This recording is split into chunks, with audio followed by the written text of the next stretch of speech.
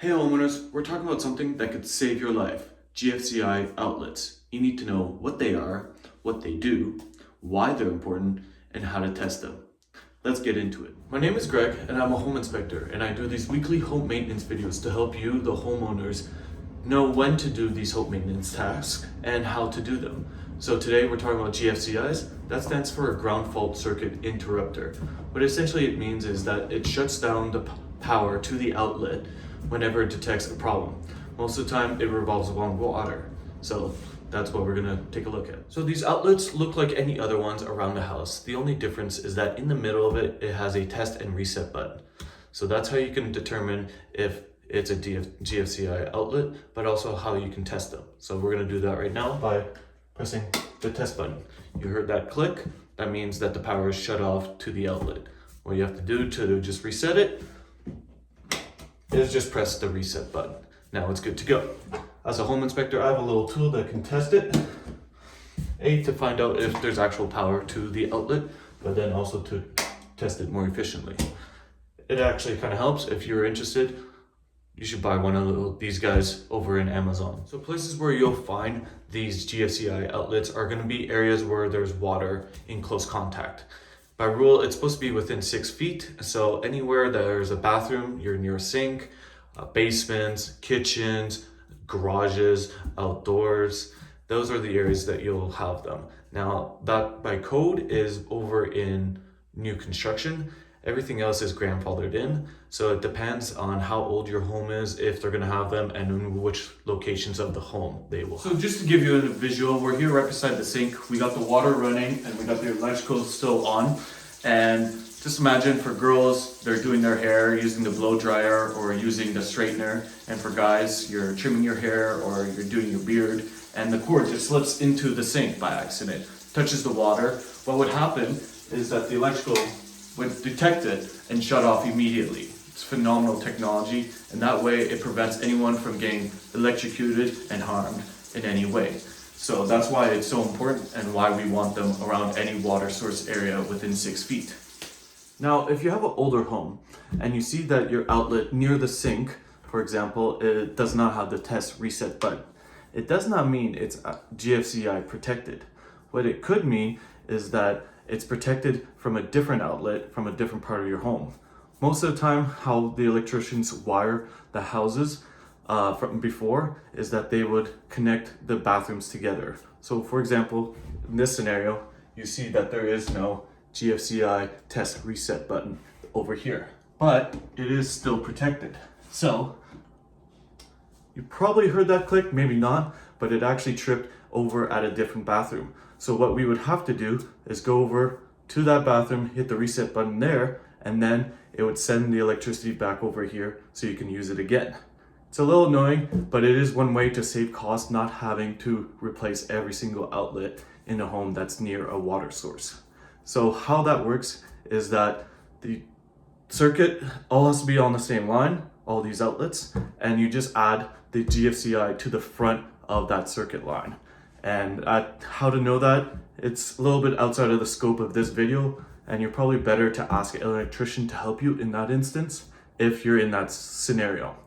Reason for it is that to determine which one is the closest to the electrical panel and the front of the line is hard to know. And if you do that incorrectly, then only half of the outlets would be protected, the other half in front of that GFCI would not.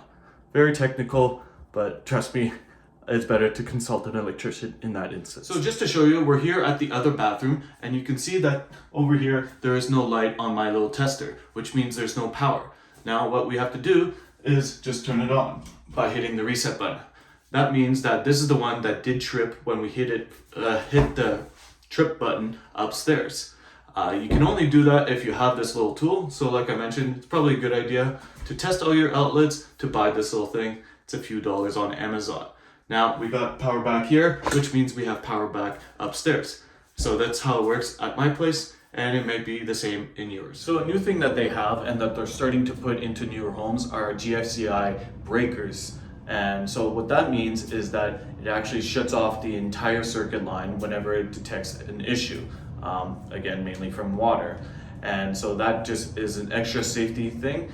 And it also helps by recognizing where you need to go to reset to your GFCI outlet. You know you have to go straight to the panel.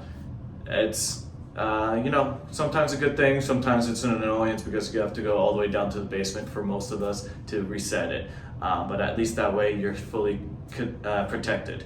That is also a way that for older homes, if you want to just save a little bit of money, you would just get those breakers and add it into the electrical panel instead of having to replace every single outlet. Now with that in mind, you should definitely consult an electrician to take care of that, because you're talking about the electrical panel and there's a lot of electricity flowing in there, and if you touch the wrong thing, you can get seriously hurt. And it's no easy way around it. You need a trained eye to figure out how to do it. So I highly recommend that you consult an electrician if you're ever making any plans to switch out any breakers or any outlets for safety reasons. Let's say you bought the electrical tester and you found out that one of your GFCIs isn't working properly. You can, if you have a little bit of knowledge and DIY sort of attitude to you, go ahead and fix it yourself by buying the new GFCI outlet over at a hardware store, and then going over to your breaker electrical panel and turning off that breaker, and then coming back over here to remove the cover plate, and then using your voltage tester, checking every individual line to make sure that there's no live wire. That's just your triple check to make sure that you are safe to work on it. Start removing the wires, but then replacing it with the new one, putting it in the same spot, like for like. And then you put it all back into the outlet hole, put on the cover plate, test it one more time once you've turned on the breaker to make sure that it all is working properly. And that's how it's done. Now again, if you don't feel confident doing that, it's always best to consult an electrician to do that. And that's everything for this week's home maintenance video. Now what you should be doing is going to every single outlet and testing them, GFCI and regular outlets, just to make sure that it is all working properly. Now the manufacturers say that you should be doing it once a month. I don't know how many people actually do it that often, but at least we should all be doing it once a quarter just to make sure everything is working properly. Now, if you found this video informative, please give it a like.